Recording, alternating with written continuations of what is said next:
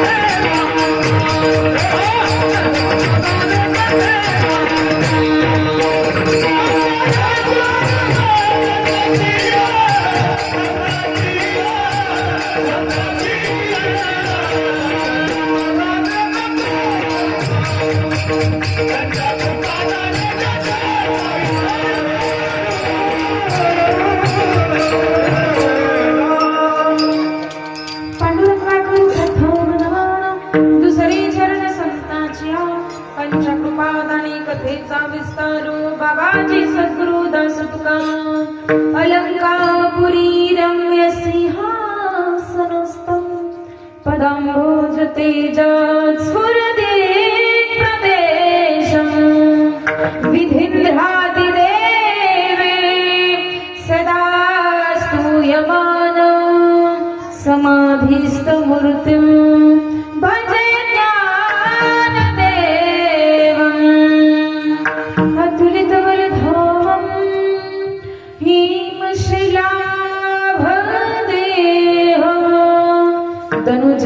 कृषाणं ज्ञानिनामाग्रगण्यं सकलगुणनिधानं वादिरानामधीशं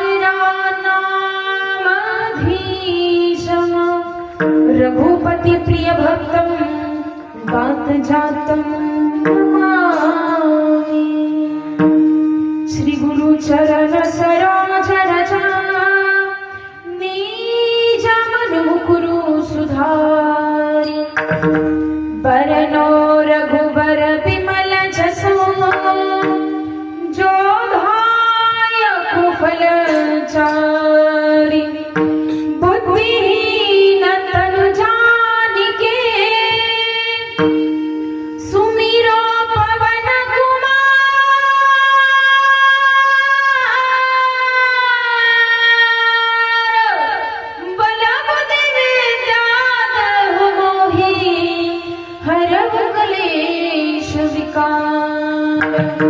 अखण्डमण्डलाकारं व्याप्तं येन चराचरं तत्पदं दर्शितं येन तस्मै श्रीगुरवे नमः.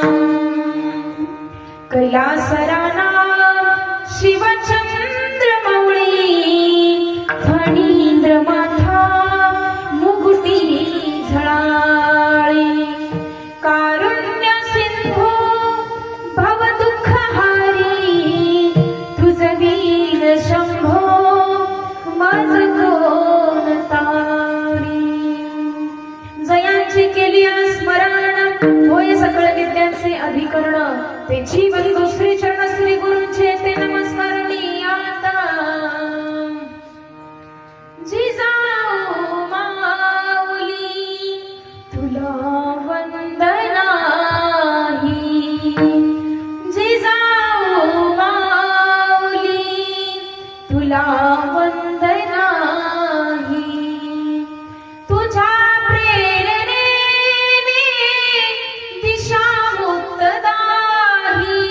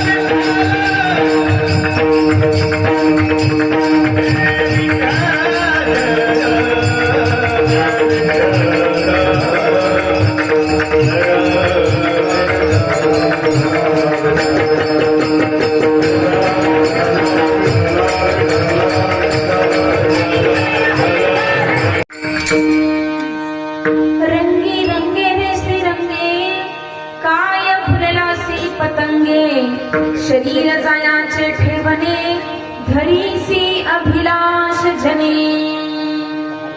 प्रस्तुत प्राप्त प्रसंगी आनंद कंद करुणालय पंढरीश पांडुरंग परमात्मा सारस्वताचं दिन 700 श्लोकांवर 9000 व्यांचा पाऊस पाडून या अज्ञानी समाजाला आईच्या अंतःकरणानं ज्ञानामृत पाजणारी अलंकापूर निवासी विश्वमाऊली ज्ञानोबाराया. तदनंतर या महाराष्ट्राच्या मातीला एक महान आणि अनमोल रत्न लाभलं होतं. देहू गावामध्ये ज्यांनी वास्तव्य केलं आणि कमरेला उपरणं बांधलं, डोक्याला फेटा बांधला, चिपळ्यांचा नाद झाला, विण्याची तार झंकारून देव नाम गाऊ लागले आणि पांडुरंग परमात्म्याला खेळगडी मिळाला. इंद्राणीच्या वाळवंटामध्ये भक्तिभावाचा डाव रंगला आणि भक्तिभावाचा डाव रंगल्यावर भक्तिभावाला आलेलं कार्पण्य इंद्राणीच्या महापुरामध्ये धुवून निघून गेलं आणि उभा महाराष्ट्र भक्ती रसाने ओला चिंब झाला, न्हावून निघाला. साहित्य सोनियाच्या खणीतून शब्दरत्नांची निर्मिती केली. 4092 वाताची निर्मिती जगदवंदनीय तुकाराम महाराजांनी केली. तेच अभंग घेऊन कीर्तनकार गावोगाव फिरू लागले. खऱ्या अर्थानं अज्ञानी समाजाची मनं नांगरू लागले आणि अज्ञानी समाजाची मनं नांगरत असताना काही गावं सुजान सात्विक सुपीक झाली. त्यातलंच एक महाराष्ट्राच्या महापटलावर असणारं एक दैदिप्यमान गाव म्हणजे टाकळी गाव. विठाला विठाला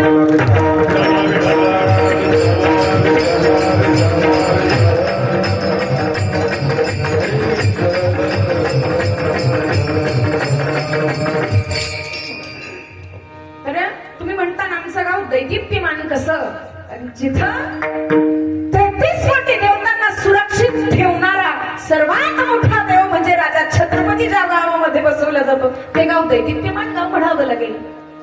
आणि म्हणून आज या ठिकाणी हा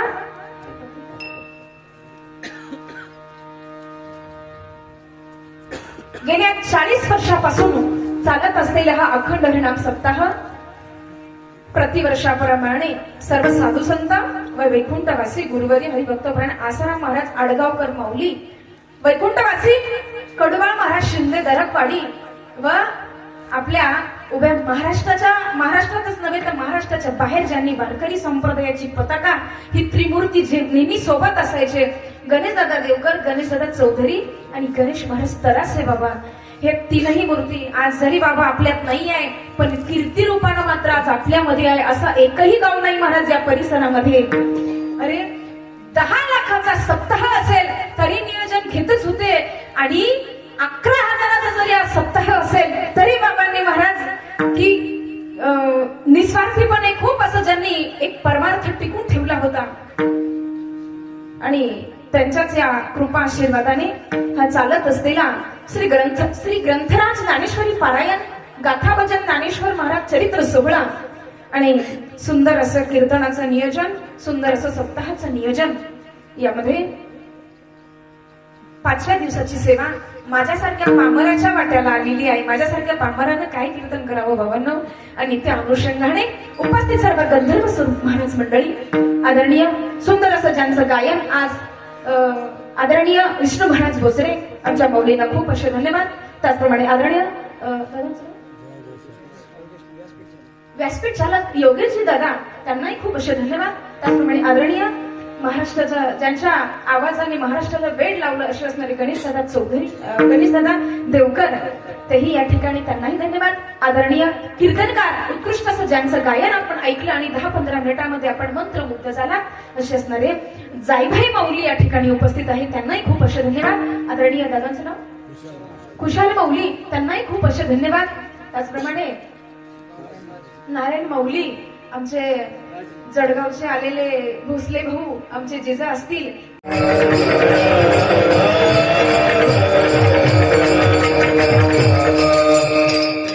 रंगी रंगे रेशमी रंगे, काय भुललासी पतंगे, शरीर जायाचे ठेवणे, धरीसी अभिलाष जने. प्रस्तुत प्राप्त प्रसंगी कीर्तनरूपी सेवेकरिता निवडलेला अभंग. आता आपण ज्यांचं वर्णन पाहिलं ते जगद्वंदनीय तुकाराम महाराज यांचा आणि जीवाला उपदेश करणारा अभंग आहे. या अभंगातून तुकाराम महाराजांनी जीवाला उपदेश केला आणि उपदेश काय साधा सुद्धा केला नाही. आपण लोक उपदेश करतो, आपली लोक उपदेश करतात, महाराज उपदेश कसा, दुसऱ्याचा बाण कसा कोरावा, दुसऱ्याचं घर कसं फोडावं, आपल्याच धर्माचं काम करणाऱ्याला माग कसं खेचावं, असा उपदेश नव्हे. जगताला उपदेश केला, जगत मिथ्या आहे आणि ब्रह्म सत्य आहे, त्या सत्याची प्राप्ती करून घ्या. फलकट हा संसार, येथे सार भगवंत, अरे इतर रंगामध्ये रंगू नका.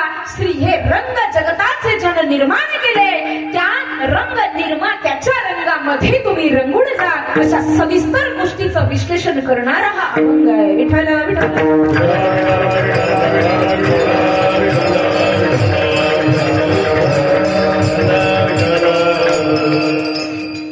रंगी रंगे रे श्रीरंगे, काय भरला श्री पतंगे. या अभंगामध्ये जगद्वंदनीय तुकाराम महाराज जीवाला उपदेश करतात की बाबांनो, रंगी रंगे रे श्रीरंगे, काय भुलला श्री पतंगे. तुकाराम महाराज सांगतात की बाबांनो, अरे तुम्ही बाकीच्या रंगात रंगू नका. तुम्हाला रंगायचं आहे ना, तुम्ही श्रीहरीच्या रंगामध्ये रंगा. तुम्हाला रंगायचं आहे ना, तुम्ही देश सेवेच्या रंगामध्ये रंगा. तुम्हाला रंगायचं आहे ना, तुम्ही हिंदवीच्या रंगामध्ये रंगा. हिंदवीचा रंग कोणता आहे हो? आणि बोलत चला सगळ्यांनी, बोललं पाहिजे महाराज. जे जास्त बोलते ना त्याच्या मनात कधीच कपट नसतं. महाराज गप बसलं की समजायचं काहीतरी कुजबुज किंवा काहीतरी कपट आहे मनामध्ये. वाहत्या पाण्याच्या प्रवाहामध्ये कधी तुम्ही किडे पाहिले का? आणि गावात साचलेलं डबकं जे असतं त्या डबक्यात मात्र किडे झालेले असतात. मग आपण काय करू? 2 तास चालता बोलता कीर्तन करू. मग बोलणार तुम्ही, चला मग बरं आहे. तुम्ही बोलले म्हणजे तुमचे प्रसन्न चेहरे असले म्हणजे बरं आहे. नाही तर महाराज बऱ्याचदा असं होतं, असं वाटतं आपल्या गळ्यात तहार काढा, श्रद्धांजली वाहून निघून जावं की काय. पण इथे काही तशातलं भाग नाही. सर्वांनी बोलत चला विठ्ठल विठ्ठल.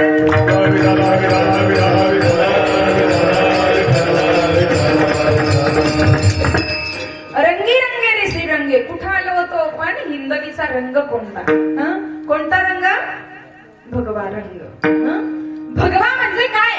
आमच्या वारकरी संप्रदायानं भगवी पताका खांद्यावर घेतली आणि पंढरपूरला गेले. पंढरपुरा नेईन गुढी माझ्या मनीची आवडी. पंढरपुरा नेईन गुढी. तर पंढरपुरा गुढी कोणती होती महाराज? भगवी पताका. आता भगवा म्हणजे काय?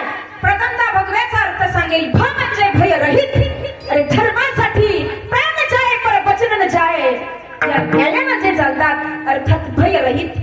ग म्हणजे कर्म रहित आणि वा म्हणजे वासना रहित, त्याला म्हणतात भगवा. विठ्ठल विठ्ठल.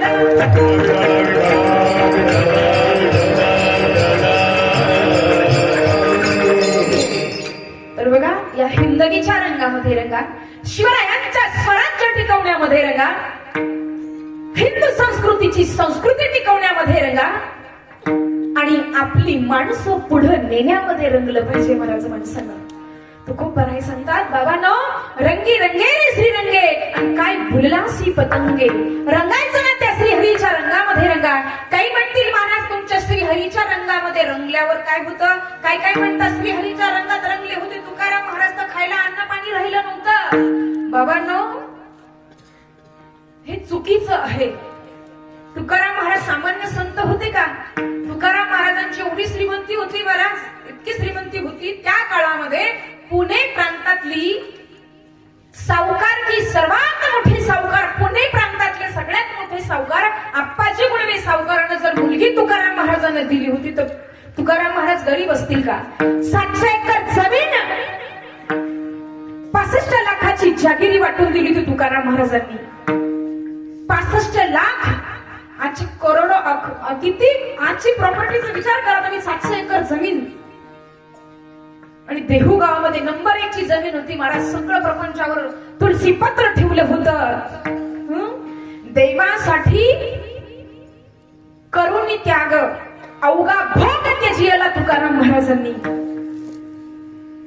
आणि म्हणून प्रपंचावर तुलसी पत्र ठेवलं आणि या जगत कल्याणासाठी, या जगताच्या हितासाठी पंचमवेद निर्माण करायला सुरुवात केली महाराज. पण म्हणतात ना, जिथं पित्त तिथं विकत नसतं. जोपर्यंत हयात आहे तोपर्यंत कळत नाही, गेल्यानंतर माणसाची किंमत कळते. गेल्यावर भावपूर्ण श्रद्धांजली वाहण्यापेक्षा आहे तोपर्यंत प्रेमाने वागलं पाहिजे. नाही तर महाराज मग बघा, बऱ्याचदा असं होतं, सासू सासरे घरात असलं की त्यांना खायला वेळेवर द्यायचं नाही, त्यांना मग नाही ते वातावरण, नाही ती वागणूक द्यायची. आणि गेल्याच्या नंतर 10 पाहुणे जमले की सासरा लई चांगला होता, सासू लई चांगल्या होत्या, मग आता काही उपयोग नाही. वेळ निघून गेल्याच्या नंतर काही उपयोग नाही बाबा. नो, ते गेल्यावर भावपूर्ण श्रद्धांजली वाहण्यापेक्षा आहे तोपर्यंत सर्वांशी प्रेमाने वागा आणि जीवन जगत असताना त्या ठिकाणी चांगलं कार्य करा. बघा, तुम्ही चांगलं कार्य केलं तर तुमचं नाव चांगलंच निघणार आहे. बघा, कर्म करताना चांगलं कर्म करा, कारण इथे क्या भरोसा है इस जिंदगी का, साथ देती नहीं ये किसी का. अरे किती दिवस जगायचा आहे, शता गणी देतो अर्धी रात्र खाय, त्यामध्ये रोगक्षय बालक व पिढा काय भजनासी उरले ते पाहेगा.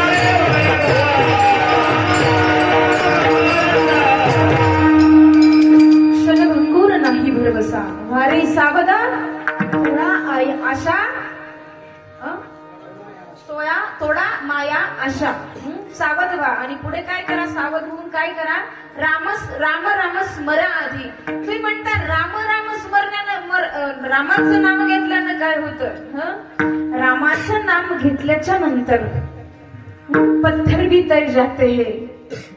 राम नाम आधार जिने ओ चल में भी राह बनाते है.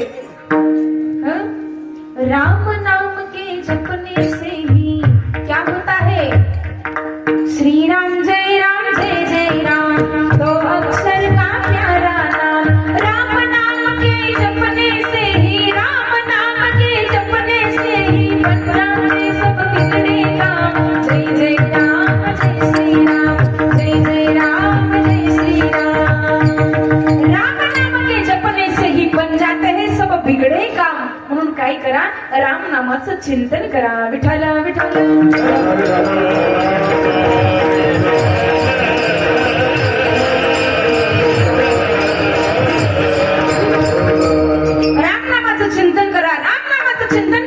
शबरी मातेनं. राम नामाचं चिंतन कोणी केलं होतं महाराज? वाल्या कोळी. परिणाम काय झाला? वाल्याचा वाल्मिकी झाला आणि केले रामायण रामाआधी. पण काय केलं त्या अगोदर? राम नामाचं चिंतन केलं महाराज. कान सारावा चिंतने एकांत वासे गंगा स्नाने.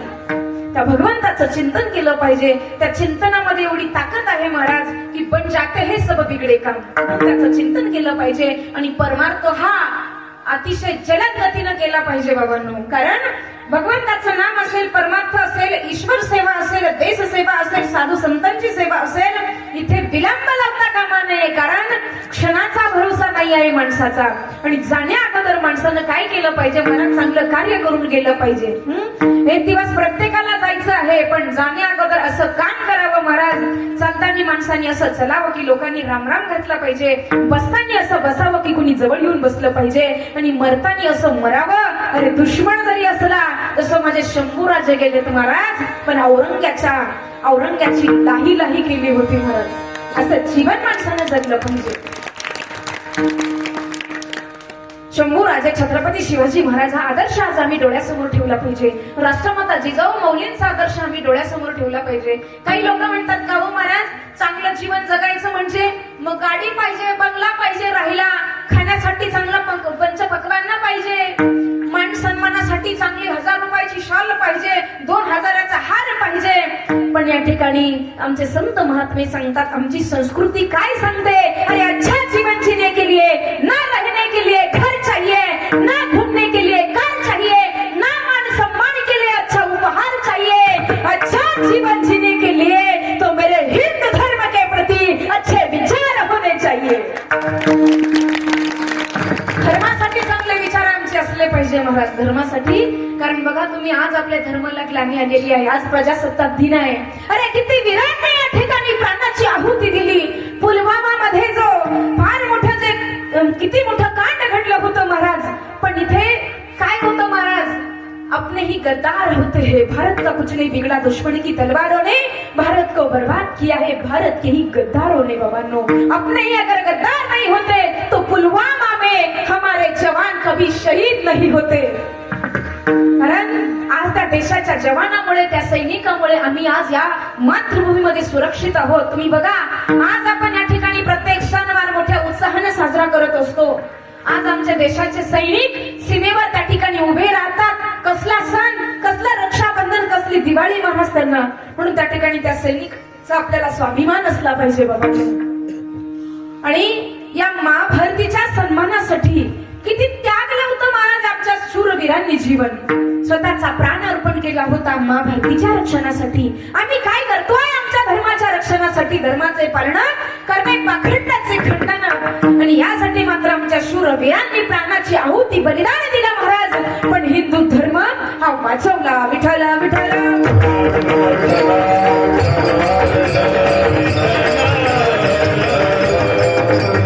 विषय आहे आपला रंगी रंगेरे श्रीरंगे, काय भुललासी पतंगे. ते म्हणतात महाराज, रंगी रंगेरे श्रीरंगे, श्रीरंग राहिला तुमचा बाजूला, तुम्ही हिंदवीच काढलं. पण आज हिंदवीला ग्लानी आलेली आहे आणि त्या हिंदवी प्रति बोलणं आज ही नितांत आणि काळाची गरज आहे बाबांनो. बघा, रंगी रंगेरे श्रीरंगे काय भुललासी पतंगे. तुकाराम महाराज या ठिकाणी जीवाला उपदेश करतात की बाबांनो, इतर रंगामध्ये काय रंगता, त्या श्रीहरीच्या रंगामध्ये रंगा. तुम्ही प्रपंचामध्ये अडकलात, हे माझं ते माझं, हे रंगामध्ये तुम्ही रंगलेत, हे मायेचे रंग आहेत. पण ही माया कुणाच्या जवळ आहे महाराज? तुका म्हणे माया होय दासी, लागे पाया, ज्ञानदेव म्हणता माया गेली समळ विलया. तुम्ही म्हणतात मग ज्ञानोबा संत होते, अरे देव ते संत, देव ते संत, निमित्त त्या प्रतिमा. हे भगवंताचे अंश आहेत. आणि भगवंताचे अंश काय केलं महाराज, भगवंताला संत आणि भगवंत यांच्यामध्ये बघा, भगवंत काय करतात आणि संत काय करतात. भगवंताने काय केलं महाराज, संतांनी काय केलं, संतांना लिहिले ग्रंथ, ग्रंथांनी दाखवला पंथ, आणि पंथाने भेटवलं भगवंत. पण मग मेन पाया काय आहे, संत आहे. म्हणून त्या संतांची संगत केली पाहिजे. जीवन जगत असताना माणसानं संगत सुद्धा चांगल्याची केली पाहिजे. तुकाराम महाराज सुद्धा, महाराज तुकाराम महाराजांना स्वप्नामध्ये देखील, स्वप्नात येऊन बाबाजी सद्गुरू तुम्हा सर्वांना ज्ञान आहे प्रमाण, म्हणून त्या ठिकाणी स्वप्नामध्ये श्री गुरुचा अनुग्रह भेटला. आणि श्री गुरुचा अनुग्रह भेटल्याच्या नंतर त्या ठिकाणी काय झालं महाराज, तो परमार्थ सफळ झाला. जीवनामध्ये श्री गुरु असणं फार महत्वाचं आहे. तर बघा, अशा प्रकारे विषय आहे आपल्या श्रीहरीच्या रंगामध्ये रंगायचं. मग श्रीहरीच्या रंगामध्ये रंगल्याच्या नंतर तुम्ही म्हणता महाराज श्रीहरीच्या रंगामध्ये रंगल्याच्या नंतर काय होतं? आम्ही बाकीचे रंग सोडून द्यावा का? प्रपंच काही म्हणतात खायचं प्यायचं कधी, आताच माळा घालायच्या आणि श्रीहरीच्या रंगामध्ये रंगून जायचा, तर खायचं कधी मग आम्ही, प्यायचं कधी मग आम्ही? काही खायचं काही प्यायचं महाराज. आता मला सांगा ना, काही कोण खातं? कुत्र डुकरे काही खातात महाराज. माणसं नाही खात. माणसं शुद्ध शाकाहारी असतात. शाकाहारी हे माणसाचं जेवण आहे. मांसाहारी आहे डुकरांचं कुत्र्यांचं, नाही का? मग ती वृत्ती तशी बनत जाते महाराज. माणसाचा आहार कसा शुद्ध असला पाहिजे, सात्विक असला पाहिजे. तर त्या श्रीहरीच्या रंगामध्ये आपण ज्या रंगात रंगलो हे रंग फेल आहेत. जिथे तुम्ही गुरफटलात हे जे मायेचे रंग आहेत, मायेचे रंग आहेत, आणि या मायेच्या रंगातून जर बाहेर निघायचं असेल तर त्यासाठी तुम्हाला संतांची संगत करावी लागेल. तुम्ही म्हणता संतांची संगत करण्याची काय गरज आहे? तर संतांची संगत तुमच्या संत महात्म्यांनी काय केलं? तर आमच्या संत महात्म्यांनी अवच्छेद्य आणि अवच्छिन्न, अवच्छेद्य म्हणजे परमात्मा आणि अवच्छिन्न म्हणजे हा आत्मा, आणि या दोन्हीचं ऐक्य आमच्या साधू संतांनी साधलं होतं. का? कसं साधलं होतं? जे मधले अवच्छेदक होते, या अवच्छेदकाचा समूळ नाश केला होता महाराज. अवच्छेदक कोणते होते? मुक्ताबाई महाराज वर्णन करतात. अशा तृष्णा मनसा कल्पनेने घात केला या चौघी जणीने, वासना नंद चावटोनी धरिते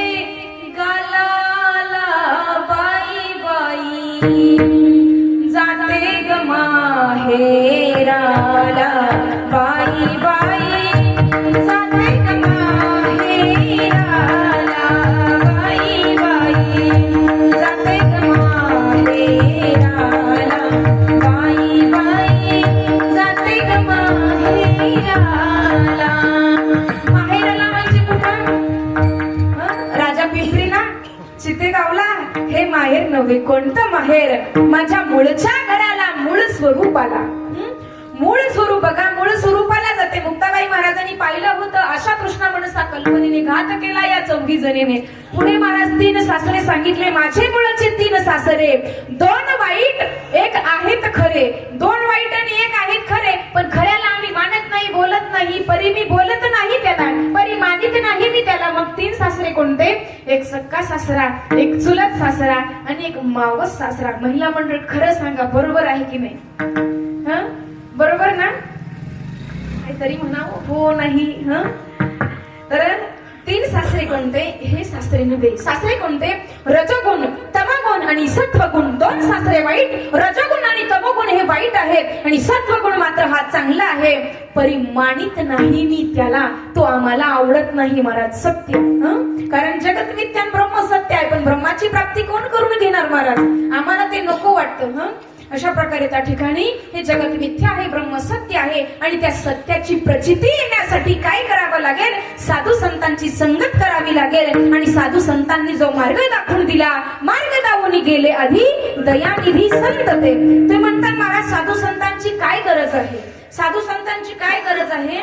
आम्हाला देवाच्या मंदिरात जाता येत नाही का? राऊळामध्ये किंवा पंढरपूर असेल तर मध्ये साधू संतांची गरज का आहे? तर बाबांनो, जगत हे कोर्ट आहे. जगत हे कोर्ट आहे, आणि याचा न्यायाधीश म्हणजे भगवान परमात्मा आहे. जर कोर्टामध्ये आपल्याला न्यायाधीशापर्यंत आपली फाईल पोच करायची असेल तर त्या ठिकाणी काय करावं लागतं? आपल्याला वकील लावावा लागतो. त्या वकिलाची काय करावी लागते? आपल्याला सल्ला घ्यावी लागते. आता बघा, आता त्या वकिलाची सल्ला घ्यायला गेल्याच्या नंतर त्याच्याकडे तुम्हाला केस जर द्यायची असेल तर तुम्हाला द्यावे लागते 50,000 रुपये. पण संत रूपी वकील असे आहेत ना महाराज, त्या ठिकाणी काहीच नाही महाराज, काहीच घेत नाही. निस्वार्थी सेवा. तर त्या ठिकाणी काही घेणार नाही तुम्हाला, फुकटचा सल्ला भेटणार. पण फुकटचा सल्ला पटतो कोणाला महाराज? तर त्या ठिकाणी फुकटचा सल्ला दिला. संत महात्म्यांनी सांगितलं महाराज की बाबांनो, या ठिकाणी फलकट हा संसार येथे सार भगवंत. मग बघा, संत महात्म्यांनी मार्ग दाखवला. मार्ग दावून गेले आधी दयानिधी संत ते. येण्याची पंथे चालू जाता, पडेना गुंता कोठे काही. मग कुठेच गुंता पडणार नाही. तुम्ही म्हणतात गुंतायचे काय आहे प्रश्न? की बाबांनो बघा, एक उदाहरण मी तुम्हाला सांगेल म्हणजे लक्षात येईल. एक भला मोठा असं ग्राउंड आहे, जवळपास 100 एकर ते ग्राउंड आहे, तिथून एक पांथस्त चाललेला आहे आणि त्याच त्या सव्वासा काटेरी कुंपण आहे, काटेरी तार कुंपण आहे आणि त्या 100 एकरच्या त्या ग्राउंड मध्ये मध्यभागी थंडगार पाण्याचा असा झरा आहे, पाणी दिसतंय, तिथं पाणी भरपूर आहे, पिण्यासाठी कुणी नाही आहे आणि गेटच्या बाहेरून एक पांथस्त एक प्रवासी चाललेला आहे, तहान लागलेली आहे पण पिण्यासाठी पाणी नाही आहे. त्यानं ते पाणी पाहिलं दुरून आणि आतमध्ये जाण्यासाठी एकच रस्ता आहे, त्यांनी ते पाणी पाहिलं आणि ते पाणी पाहिल्याच्या नंतर त्याला आत जायचं होतं महाराज, पण पाणी पिण्यासाठी आत जावं कसं? वॉचमॅनला विचारलं, आज जाऊ का रे बाबा, मला तहान लागली आहे. त्यानं सांगितलं, दिसत नाही का खतरे की घंटा, बहुत बडे बडे विस्फोटक होते हे, म्हणे आतमध्ये जाता येणार नाही, अंदर जाना म्हणे साफ साफ लिहिलं, वाचता येत नाही का तुला? ते म्हणे लिहिता येतं म्हणे खतरे की घंटा.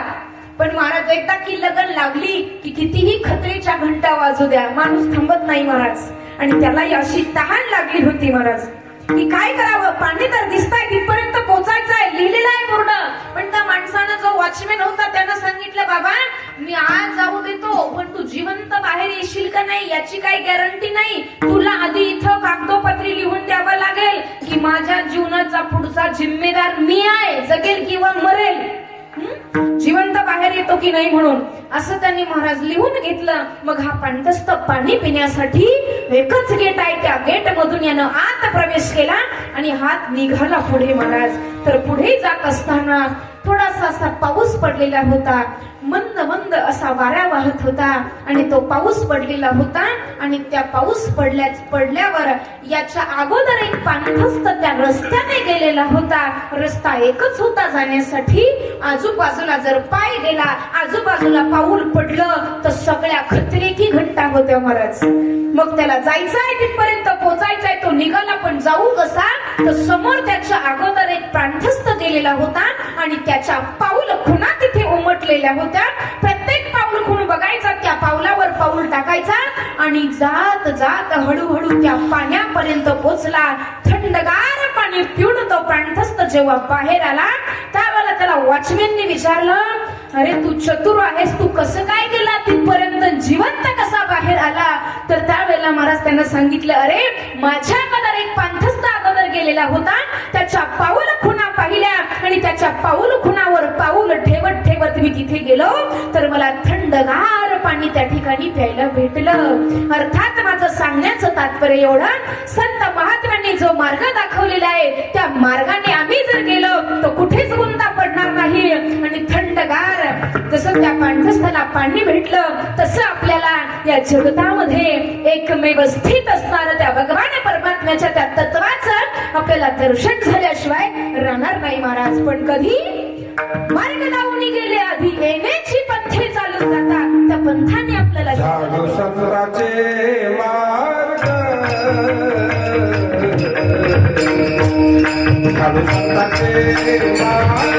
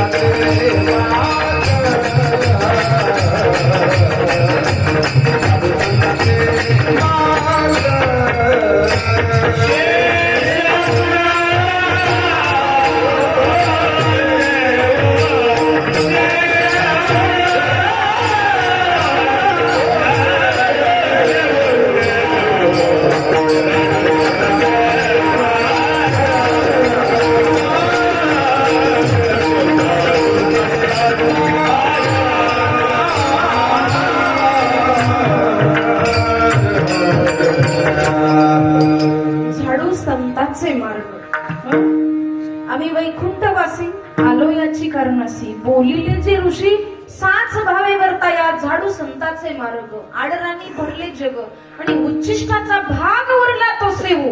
उच्चिष्टाचा भाग म्हणजे काय? संत जेवले मग त्या पात्रावाचं आम्ही ग्रहण करायचं हा भाग नाही सांगितला. मग कोणता भाग? बघा तुम्ही, मुखात ना अभंग निघाले, ओठात ना अभंग निघाले आणि ते बोटाने लिहिल्या गेले. ओठ आणि बोट या मधून जे बाजूला गळाले महाराज तेच आम्ही तुमच्यापर्यंत पोहोचवण्याचा प्रयत्न केला आणि ते आम्ही सेवतो आहे. आम्ही महाराज मंडळी म्हणजे कसं आहे महाराज, पूर्वीची माणसं म्हणायचे ना, कडाकडाने चरणारी माणसं, तसं महाराज कडाकडाने चरताय महाराज. आणि जर सखोला जर गेले ना महाराज तर त्या ठिकाणी काय तोड राहणार आहे. तर अशा प्रकारे बाबांनो, रंगी रंगेरी श्रीरंगी येण्याची पंथे चालू जातात. त्या संतांनी दाखवलेल्या मार्गाने आपण जायचं आहे. आपल्या थोरवीर पुरुषांनी जो मार्ग अवलंबला होता त्या मार्गाने आम्ही जायचंय. जो मार्ग दाखवला होता हिंदवीचा छत्रपती शिवाजी महाराजांनी, जो मार्ग दाखवला होता झाशीच्या राणीनं, जो मार्ग दाखवला होता अहिल्याबाई होळकरांनं, जो मार्ग दाखवला होता संत सखूबाई, संत जनाबाई, संत बहिणाबाई, जगद्वंदनीय तुकाराम महाराज, नामदेव महाराज, या थोर पुरुषांच्या मार्गाने आपण जायचं आहे. संत तुलसीदासजी महाराज असतील बघा तुम्ही, कारण वैष्णव हा संप्रदाय अनादिकालापासून आहे. काही मंडळी म्हणतील वारकरी संप्रदायाचा पाया तर माऊलींनी रचला. मग 750 वर्षापूर्वी त्याच्या अगोदर महाराष्ट्रामध्ये वारकरी संप्रदाय अर्थात वैष्णव संप्रदाय नव्हता का? तर त्याही अगोदर वैष्णव संप्रदाय होता. त्याही अगोदर होता बघा तुम्ही संत कबीरदासजी महाराज, संत कबीरदासजी महाराज, मध्वाचार्यजी, त्याच्यानंतर गोस्वामी तुलसीदासजी, हेही वैष्णव संप्रदायातलेच होते. याही अगोदर वैष्णव संप्रदाय होता. मग महाराष्ट्रातील संतांची क्रांती काय आहे महाराज? तर आपण पुढे पाहू. तुम्ही म्हणतात तुम्ही काय एवढे मोठे अधिकारी आहात का तुम्ही संतांची क्रांती बघायला गेले? बाबांनो, पण तरी सुद्धा आपण थोडासा हा विषय हाताळू. कारण बघा तुम्ही, एखादी नवीन मुलगी लग्न झाल्याच्या नंतर सासरी जाते. सासरी गेल्याच्या नंतर पहिल्यांदा चुलीवर स्वयंपाक करते आणि चुलीवर स्वयंपाक करत असताना त्या निखाऱ्यामध्ये अर्थात त्या विस्तवावर ज्यावेळेला ती भाकरी करत असते, भाकरी शेकत असते, भाकरी भाजत असते, तर त्या नवीन मुलीला भाकरी भाजत असताना चटका बसतो. त्याचप्रमाणे बुद्धिरूपी स्त्री अध्यात्म साधनेचा, अध्यात्म विद्येचा विचार करत असताना, अध्यात्म विद्येची साधना करत असताना तिला चटके बसण्याची दाट शक्यता असते महाराज. विठ्ठल विठ्ठल.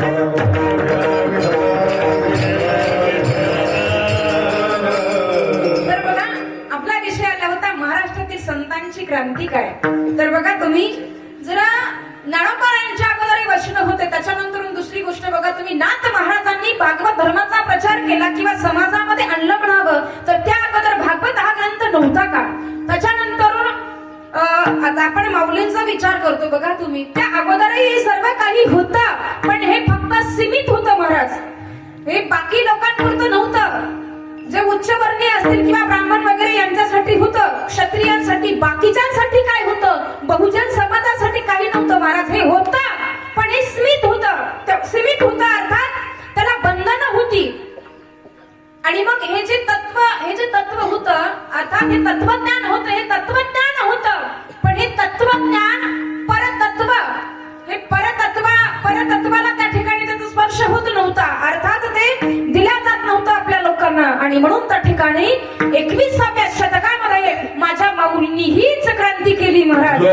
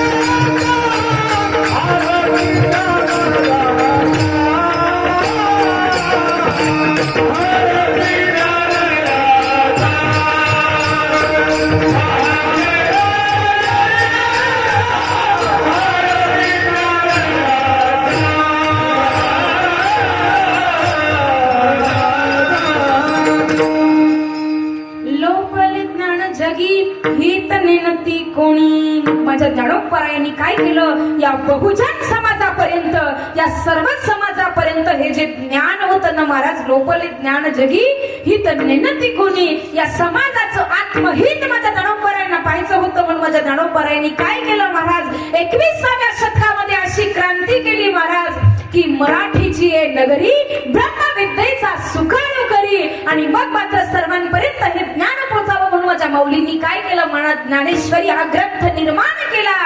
आणि मग ज्ञानदेवे रचिला पाया, उभारले देवालया. ही क्रांती आमच्या महाराष्ट्रीय संतांनी केली. विठ्ठल विठ्ठल.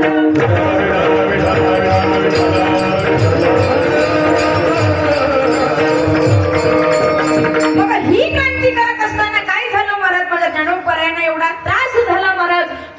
पावली संघर्ष त्यांना करावा लागला. पण ज्याच्या जीवनामध्ये संघर्ष आहे ना, त्यानं समजायचं आपला रस्ता कुठेतरी योग्य आहे. ज्या वेळेला तुम्ही वाईट काम करतात त्यावेळेला तुम्हाला कोणीच अडथळे घालणार नाही महाराज. पण चांगलं कार्य, धर्म कार्य तुम्ही हाती घेतलं की तुमच्या छोट्या छोट्या चुका पकडल्या जातील महाराज. 24 तासातला चांगला वेळ बघितला जाणार नाही, पण 5 मिनिटातला वेळ तुमच्याकडे बघितला जाणार की अरे कुठेतरी नॉमिनेट करण्याचा प्रयत्न निश्चित केला जाणार. कुठेतरी सापडतो का चुकीमध्ये. तर माझ्या ज्ञानोपरायांच्या जीवनामध्ये हेच झालं होतं महाराज.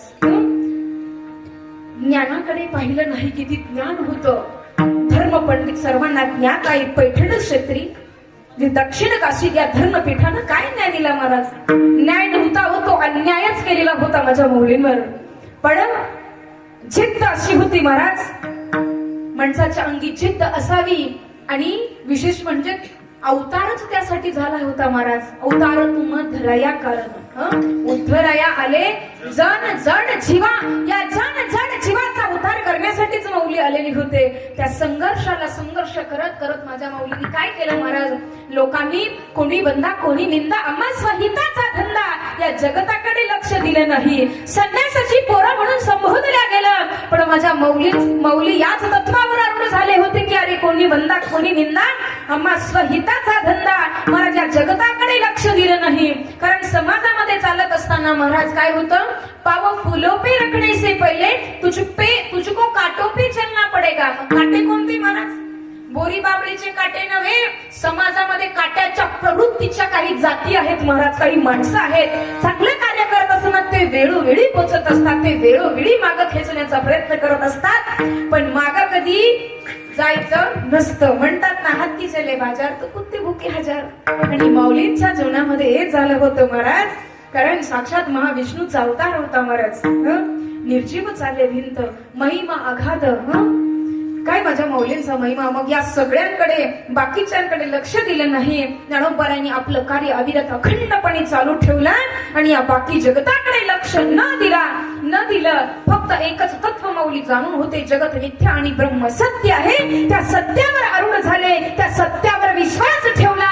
परिणाम काय झालं, माझे माऊली महाराष्ट्राची नव्हे, भारताची नव्हे, हिंदुस्थानची नव्हे, तर जगताची माऊली झाले.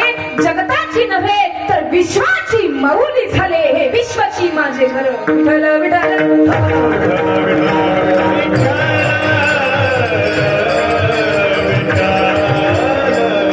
कारण माझे माऊली पूर्णपणे त्या श्रीहरीच्या रंगामध्ये रंगले होते.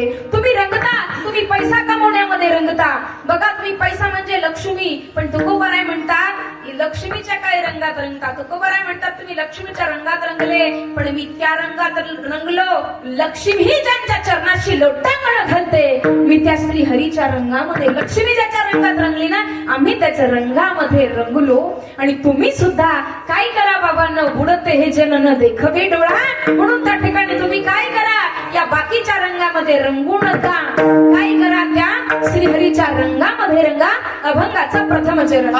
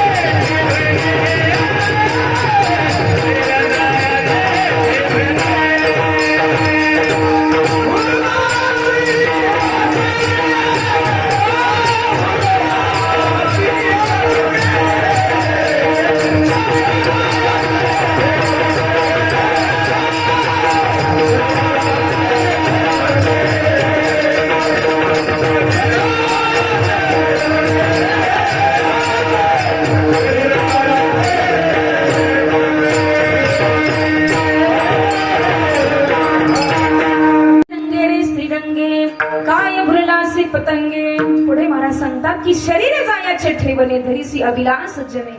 ज्या देहाला तुम्ही माझं माझं म्हणता त्याचा ठाव ठिकाणा आहे का? एका महात्म्याने एका वेदांती महात्म्याला विचारलं महाराज एका व्यक्तीला की तुझं नाव काय आहे? त्यानं सांगितलं माझं नाव रुद्र आहे. म्हणजे रुद्र नाव हे तुझं तुला आहे, शरीराला आहे का आत्म्याला आहे? तो म्हणे हे काय रुद्र दिसत का तुम्हाला? तो म्हणे महात्मा म्हटले दाखव ना मग रुद्र कुठे आहे? त्याने दाखवला. हा काय रुद्र? म्हणे हा तर गाल आहे. मग तो म्हणे हा काय रुद्र? म्हणे हा तर कपाळ आहे. हा काय म्हणे रुद्र? अरे हा तर हात आहे. अरे ज्या नावाचा कुठे ठाव ठिकाणाच नाही, ज्याला कुठे त्याचा कुठे पत्ताच नाही महाराज, त्याची 3 चिमूट राख होणार आहे महाराज, त्याला तुम्ही माझं माझं म्हणता ते तुमचं आहे का?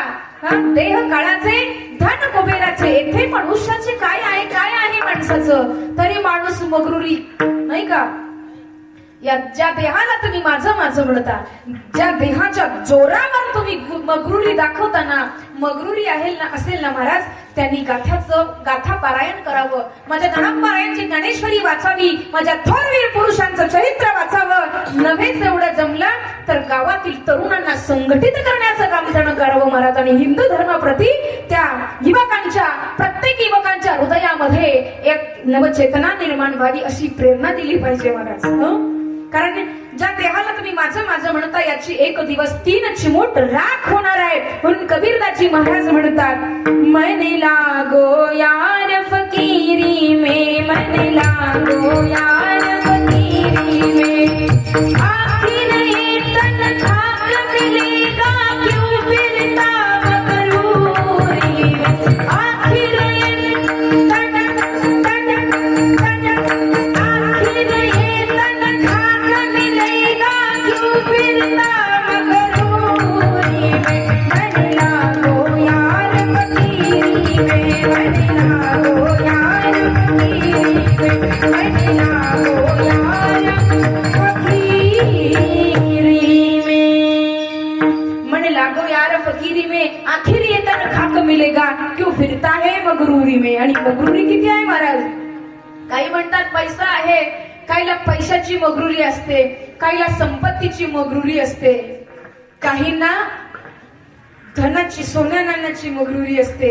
ज्याला वाटत असेल माझ्याकडे फार मोठं सोनं आहे, धन दौलत आहे, मला काही करायची गरज नाही, मला काय गरज आहे सप्ताहाला येण्याची महाराज, त्यांना आमच्या शांती ब्रह्म संत एकनाथ महाराजांच्या जीवनाचा थोडासा विचार करावा. जरा वाटत असेल महाराज, बघा तुम्ही काय काय मंडळी महाराज 5 तोळ्याची अंगठी घालून आमच्या महाराज लोकांसमोर येतात आणि तिथं ती गुरगुरी त्यांची सुरू होते महाराज.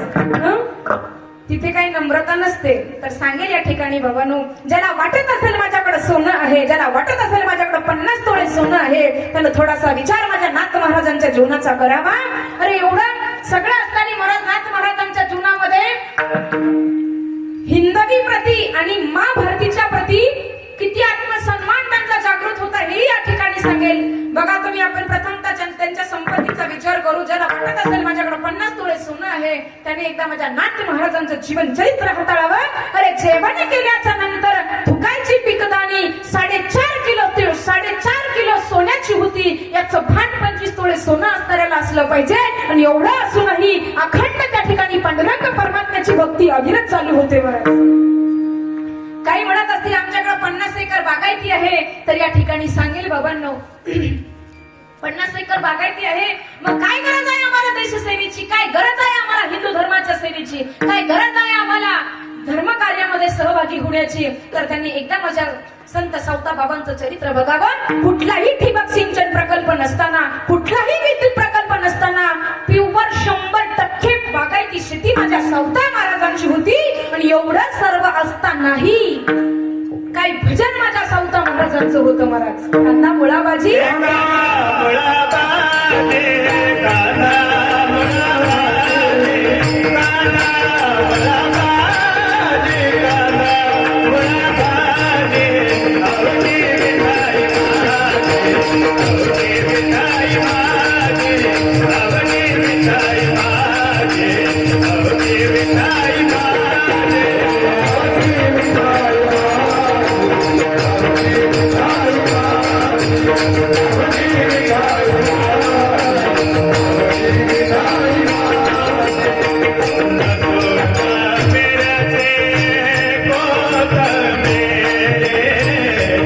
Good.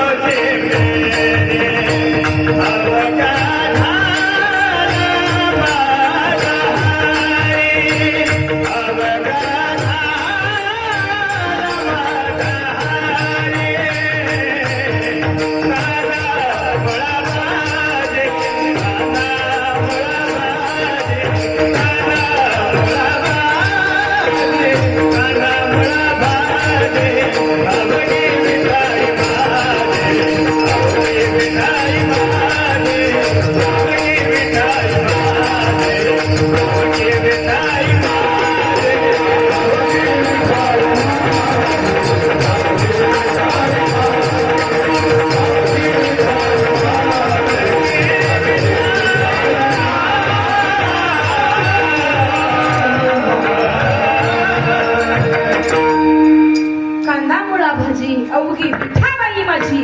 एवढी संपत्ती महाराज सर्व बागायती होतं, तरी सुद्धा एवढे मोठे बागायतदार असताना कांदा मुळा भाजी अवघी विठाबाई माझी. भाजीला मिठाई म्हणावं, चराचरामध्ये सर्वाभूती पाहे एक वासुदेव, पुसोनिया ठाव हंतेचा तोची संत साधू ओळखावा निका. ते ऐका मायाबद्ध या बोधावर संत सावता महाराज आरूढ झाले होते. आणि माझ्या तुकाराम महाराजांचा जर जीवनाचा विचार केला ना महाराज, तर त्या ठिकाणी की त्या जीवनाला कुठे चॅलेंजच नव्हतं.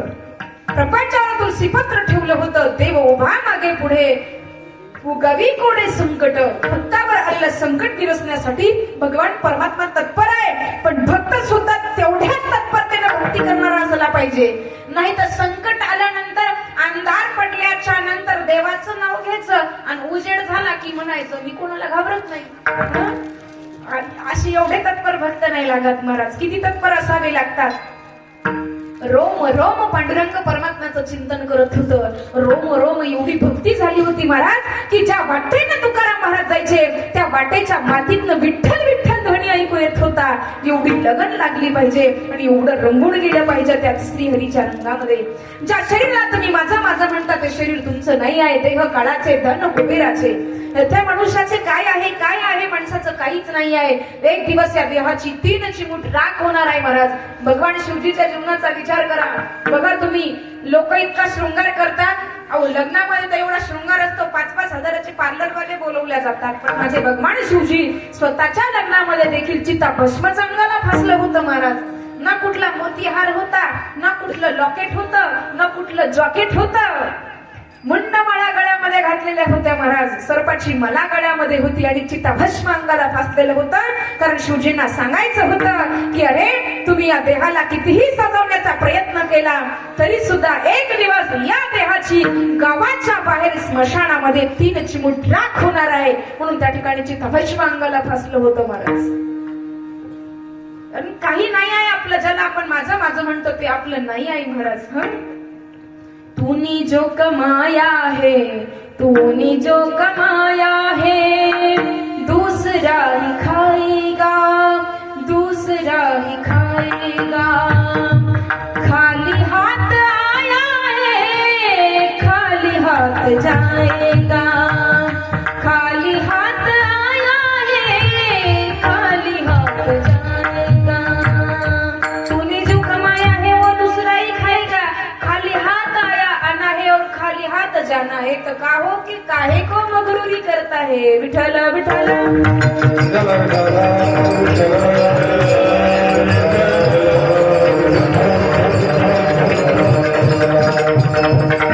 पुढे महाराजांनी सांगितलं की नोहे तुझा हा परिवार, द्रव्य तारा क्षणभंगुर. ज्याला तुम्ही माझं माझं म्हणता हे तुमचे नाही आहे.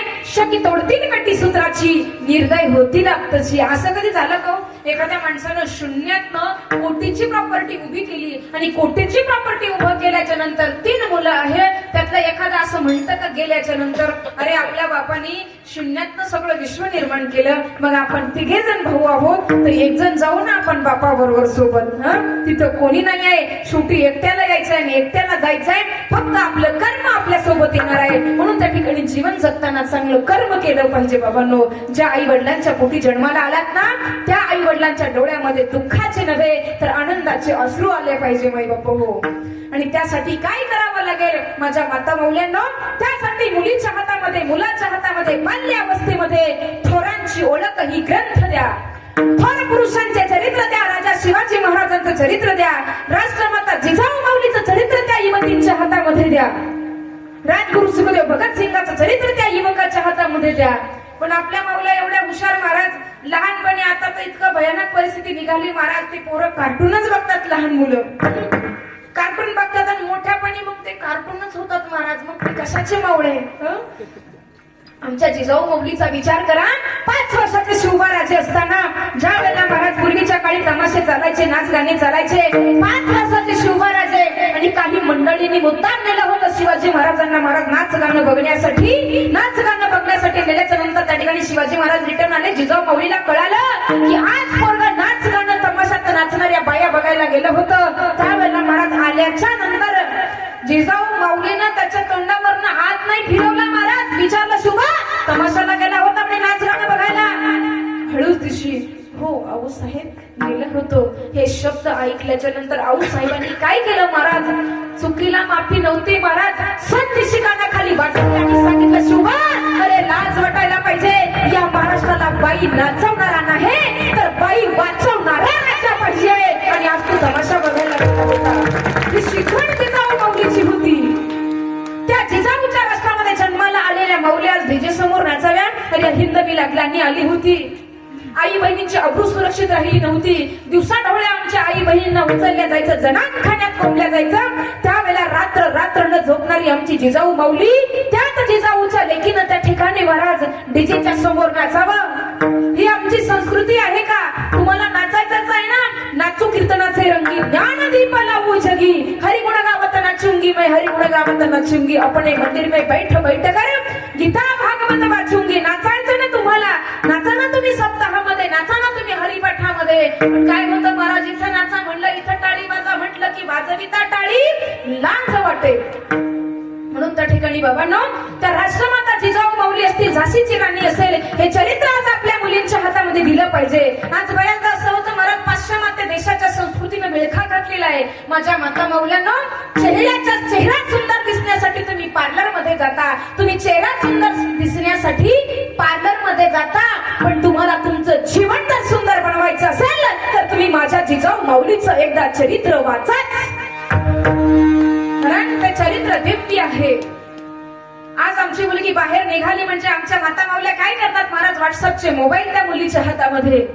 आमची मुलगी बाहेर निघाली, कुठे एखादा फॅशन शो असेल, कुठे काही कार्यक्रम असेल, 5-5 हजाराच्या मेकअप किट तुम्ही त्या मुलीच्या पर्समध्ये टाकून देता. मुली बिघडतील नाही तर काय होईल? माझ्या माता माऊल्यांना, त्या मुलीच्या पर्समध्ये मेकअपच्या किट देण्यापेक्षा प्रत्येक आईनं त्या मुलीच्या पर्समध्ये एक शस्त्र तिच्या जवळ दिलं पाहिजे, जेणेकरून कुठल्याही नराधमाची त्या आई बहिणीकडे वाईट नजरेनं बघण्याची हिंमत होणार नाही. तदनंतर त्या मुलीच्या हातामध्ये देव यांनी सैराट या असल्या सिरियल देण्यापेक्षा झाशीच्या राणीचं चरित्र द्या. चित्तोडगडावर ज्या राणी पद्मिनीनं वास्तव्य केलं होतं, त्या राणी पद्मिनीचं चरित्र द्या. ज्या आईला वाटत असेल माझी मुलगी पळून जाऊ नये, माझ्या मुलीनं माझ्या कुळाला कलंक लावू नये असं जर वाटत असेल तर त्या ठिकाणी माझ्या माता मौल्यांना, त्या मुलीच्या हातामध्ये एक वेळ आयुष्यामध्ये एक वेळ अवश्य चित्तोडगडावर वास्तव्य करणाऱ्या राणी पद्मिनीचं चरित्र द्या. कारण थोडा स्ट्रगल, आवाज जरा वाढवा. तर त्या मुलीच्या हातामध्ये चित्तोडगडावर वास्तव्य करणाऱ्या राणी पद्मिनीचं चरित्र द्या. त्या राणी पद्मिनीच्या चरित्रातले 2 वाक्य या ठिकाणी सांगून जाईल माता मौल्यांनो. या गोष्टीची नितांत गरज आहे. चित्तोडगडावर वास्तव्य करणारी राणी पद्मिनीला पत्र पाठवलं होतं अल्लाउद्दीन खिलजीनं. हे राणी पद्मिनी, जर माझी झालीस तर धन दौलत ऐश्वर्य दखट तुला बहाल करील, तुला महाराणी बनवील. पण त्याच्या प्रलोभनाला भुलणारी ही राणी पद्मिनी नव्हती, हिंदुस्थानची खानदानी स्त्री होती. उलट पत्र पाठवलं होतं आणि पत्रामध्ये त्या दुष्टाच्या प्रेमाला होकार दिला नव्हता विधर्म्याच्या, तर त्या पत्रामध्ये स्पष्ट उल्लेख केला होता. आणि पत्रामध्ये काय उत्तर पाठवलं होतं माझ्या राणी पद्मिनीनं? चित्त देऊ ऐका माझ्या माता मौल्यांना, राणी पद्मिनीनं त्या ठिकाणी पत्र लिहिलं होतं, हे अल्लाउद्दीन खिलजी, तेरे जैसा विदेशी कुत्ता हम हिंदुस्तानी नारी को छूना तो दूर लेकिन देख भी नहीं सकता, क्योंकि हिंदुस्तानी नारी को पाने के लिए कभी जा भी चाहिए हिंदुस्तानी शेर का. तेरे जैसा विदेशी कुत्ता हम हिंदुस्तानी नारी को देख भी नहीं सकता. राणी पद्मिनीचं होतं. थोडं चेंज करा. विठ्ठल विठ्ठल.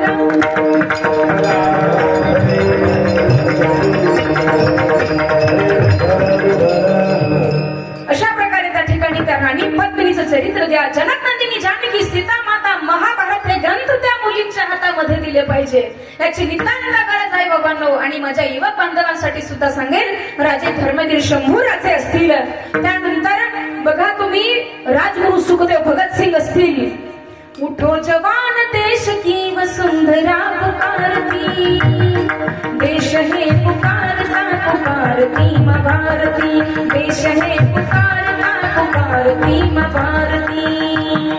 उठो जवान देश की वसुंधरा है पुकारती, देश है पुकारता पुकारती है माँ भारती. माँ भारतीची पुकार आहे की आता माझ्या सन्मानासाठी आणि त्या माँ भारतीच्या रक्षणासाठी आपल्याला रणांगणामध्ये उतरावं लागणार आहे. कारण बाबांना या देशाला, या धर्माला ग्लानी आलेली आहे. मला सांगा ना तुम्ही, आज या ठिकाणी आवर्जून एक मुद्दा या ठिकाणी मी सांगेन. आज कालीपुत्र कालीचरण महाराज प्रखर हिंदुत्ववादी आहे, ज्यांचं संघटन एवढं प्रखर आहे. कालीचरण महाराज काही 2 वाक्य बोलून गेले महाराज, तर त्या ठिकाणी त्यांना अरेस्ट केलं. मला एवढं या ठिकाणी बोलायचं आहे की गांधीजींच्या विरोधामध्ये या अगोदर दुसरी लोक बोलले नाहीत का? मग कालीचरण महाराजच निशाणा का साधला गेला? तर आमच्या हळूहळू धर्म कसा नष्ट करायचा, या साधू संतांवर जी आस्था आहे लोकांची, साधू संतांना नॉमिनेट केलं की हिंदू धर्मावरची आस्था, धर्मावरचं प्रेम आपोआप कमी होईल. आंतरराष्ट्रीय या ठिकाणी षडयंत्र रचले जातात. सांगेल या ठिकाणी पुन्हा बाबांनो, आंतरराष्ट्रीय षडयंत्र. मला सांगा, इंग्लिश मिडियमला इंग्लिश स्कूलमध्ये ज्या वेळेला हिंदूचा पोरगा जातो तर त्याच्या कपाळाला गंध चालत नाही. त्याच्या कपाळाला गंध रुततो का हो? गंध. हळूहळू धर्मावरची आस्था कमी करायची, प्रेम कमी करायचा आणि धर्म कटसा संपवायचा. लेकिन हिंदू धर्म तो अब मिटने वाला नहीं है, ये धर्म मिटने वाला नहीं है. बघा तुम्ही, आज तो हैदराबादचा सुवर ती डुकराची औलाद काय म्हणते की योगी मठ में चले जाएगा और क्या मोदी पहाड़ में चले जाएगा तो तुमको बचाने कौन आएगा? उसको कहना है बाप तुम्हारा आएगा. अरे विधर्मी गिधड़, तू क्या हिंदुस्तान को मिटाएगा? हिंदुस्तान को मिटाने की भाषा करने वाले विधर्मी गिधड़ो, अरे आप क्या हिंदुस्तान को मिटाओगे? तुम्हारे बाप बताते आए थे हमारे हिंदुस्तान को मिटाने के लिए, तो मेरे थोरवीर पुरुषों ने इस मिट्टी में, हिंदुस्तान के मिट्टी में गाड़ दिए. तो हे विधर्मी गिधड़ो, आप क्या हिंदुस्तान को मिटाओगे? चाहे तो पूरी दुनिया मिट जाएगी, लेकिन हिंदुत्व और हिंदुस्तान को मिटने नहीं देंगे, क्योंकि गर्व से कहो हम हिंदू है, हिंदुस्तान हमारा है.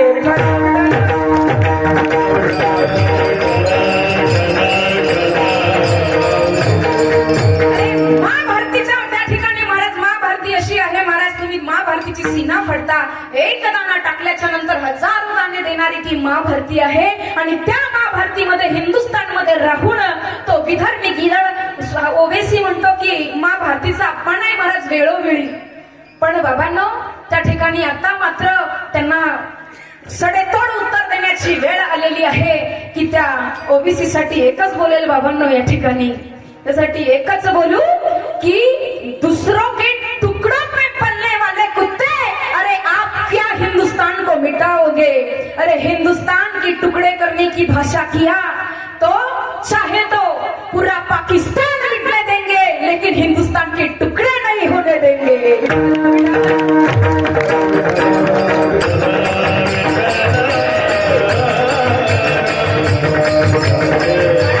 हिंदुस्तानची माती म्हणजे काय आहे? ज्या वेळेला भगतसिंगजीला फाशीवर द्यायचं होतं, महाराज भगतसिंगाला फाशीवर द्यायचं होतं, भगतसिंगाला विचारलं होतं अंतिम इच्छा काय आहे? त्यावेळेला असं नव्हतं म्हटलं की मला आईला भेटायचं, बापाला भेटायचं, नातेवाईकांना भेटायचं, चांगला मला जॉकेट पाहिजे, चांगले मला कपडे पाहिजे, चांगला मला फेटा पाहिजे, असं काही मागितलं नव्हतं. तर काय सांगितलं होतं? भगतसिंगाने एकच सांगितलं होतं त्या जेलरला की तुला अगर मुझे देना है तो मुझे आजादी दे दो. आणि काय मागितलं होतं? माझी शेवटची एकच इच्छा है, इस वतन की मिट्टी ला दो और इसका तिलक मुझे लगा दे दो, क्योंकि चंदन है इस देश की माटी, तपोभूमि हर ग्राम है, हर बाला देवी की प्रतिमा, बच्चा बच्चा राम है, बच्चा बच्चा राम है. चंदन है इस देश की माटी, तपोभूमि हर ग्राम है, हर बाला देवी की प्रतिमा, बच्चा बच्चा राम है, बच्चा बच्चा राम है. चंदन है इस देश की माटी, हर ग्राम तपोभूमि है, हर बाला देवी की प्रतिमा, बच्चा बच्चा राम है.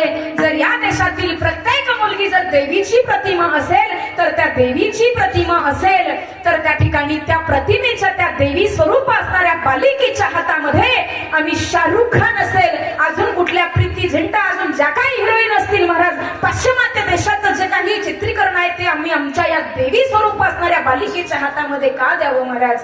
त्या मुलीच्या हातामध्ये हिंदवीचे धडे दिले पाहिजे. महाभारती विषयी सम्मान कसा जागृत होईल असे ग्रंथ, असे थोरवीर पुरुषांचे चरित्र आम्ही त्या बालिकेच्या हातामध्ये दिले पाहिजे.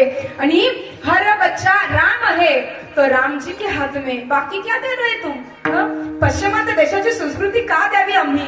तर राम आहे तर त्या ठिकाणी राम प्रभूंनी काय केलं होतं महाराज? गुरु ग्रह पठन गैर गुराई. तर ते गुरुकुलामध्ये गेले होते. तुम्ही म्हणता मग महाराज आम्ही काय इंग्लिश मीडियमला पोरं पाठवायची नाही का? निश्चित पाठवा, तुम्ही निश्चित पाठवा, पण तुम्ही मुलांना खूप शिकवा, पण शिक्षणाबरोबर त्याला अध्यात्माची जोड निश्चित असली पाहिजे बाबांनो. विठाल विठाल.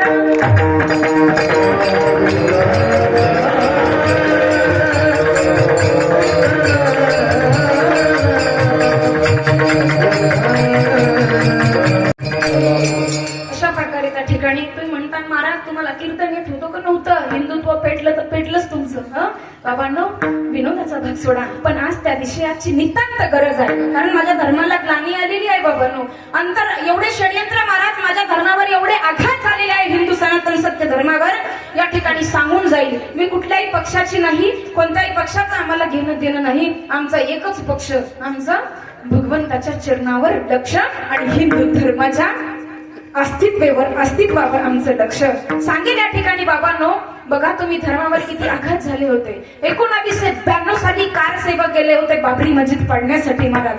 त्यावेळेला बाळासाहेब ठाकरेंनी महाराज कुणीच म्हणत नव्हतं, तर त्या ठिकाणी जबाबदारी कुणी घेत नव्हतं किंवा ही मस्जिद कुणी पाडली.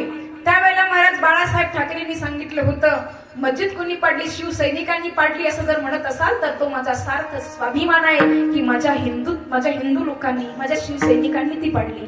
तर या ठिकाणी सांगेल 1992 साली कारसेवक गेले होते बाबरी मस्जिद पाडण्यासाठी. तर बाबरी मस्जिद पाडण्यासाठी ज्या वेळेला आमचे कारसेवक गेले होते बाबांनो, मुलायमसिंह यादवची सत्ता होती उत्तर प्रदेशमध्ये. मला कोणत्याही सत्ता, कोणत्याही पक्षाचं घेणं देणं नाही, कारण कोणता पक्ष आम्हाला काही देत नाही महाराज. आमचं ज्याच्यावर लक्ष आहे तो पांडुरंग परमात्मा भरण पोषणाची सत्ता आहे. तर 1992 साली कारसेवक गेले होते बाबरी मस्जिद पाडण्यासाठी. शरयू नदीचा घाट महाराज तट पार करायचा, तर त्यावेळेला मुलायमसिंह यादव या गद्दारांनी फरमान काढलं होतं की जितने भी हिंदू मस्जिद पाडने के लिए आएंगे तो सीधा गोळीबार चलाओ और कत्ल करके शरयू में फेक दो. तर काय अवस्था असेल? अरे हिंदूचं काम करत असताना हिंदूची कत्तल करून शरयू मध्ये फेकत होते महाराज. गोळीबार चालवत होते त्या शरयू मातेमध्ये, रक्ताचे पूर वाहले होते. अयोध्यावासी जनतेचे काय हाल असतील बाबांनो, ज्यांनी हे प्रसंग पाहिले असतील, काय अवस्था असेल. मुलायमसिंह यादवच्या काळामध्ये हे झालं. त्यानंतर ज्या वेळेला माझ्या योगींचं राज्य आलं महाराज, उत्तर प्रदेशमध्ये योगींची सत्ता आली, तर परिणाम काय झाला? ज्या शरयूच्या घाटावर हिंदूंची कत्तल केली होती, त्याच शरयूच्या घाटावर आज शंखनाद आणि आरती होते. विठ्ठल विठ्ठल.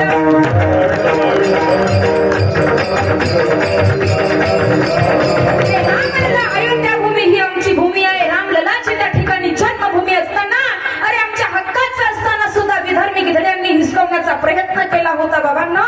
अरे आमची हक्काची भूमी असताना आमचे राम प्रभू, अरे ज्यांनी कधी मर्यादेचं उल्लंघन केलं नाही, एक बाणी एक वचनी एक पत्नी असं जीवन ज्या माझ्या प्रभू रामरायाचं होतं, त्या माझ्या प्रभू रामरायाला एवढे दिवस महाराज त्या ठिकाणी अशा तंबूमध्ये राहावं लागलं. मंदिर निर्माण झालं नाही, म्हणून त्या ठिकाणी धर्मासाठी जीवन जगा. महागाई जर म्हणाल तर या ठिकाणी सांगेल, आज महागाईच्या विरोधात ओरड कराल तर पैसा आज नाही उद्या कमवाल, पण आज जर तुम्ही अफजल खाजल फाजल हातातून सत्ता केली, अफजल खाजल फाजल जर झाले तर पुन्हा छत्रपती शिवाजी नाही, मग संभाजी महाराज तुम्हाला भेटणार नाही. आता ठरवा तुम्ही. आणि शहाण्या माणसाला इशारा कापी आहे. विठ्ठल विठ्ठल.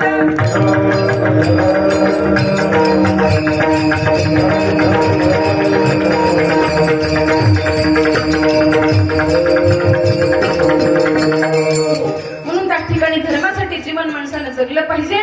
या ठिकाणी सांगेल बाबांनो की ज्या शरीराला तुम्ही माझं म्हणता, या देहाची राख होणार आहे. मग देह देवाची गाणी, मुखी अमृताची वाणी.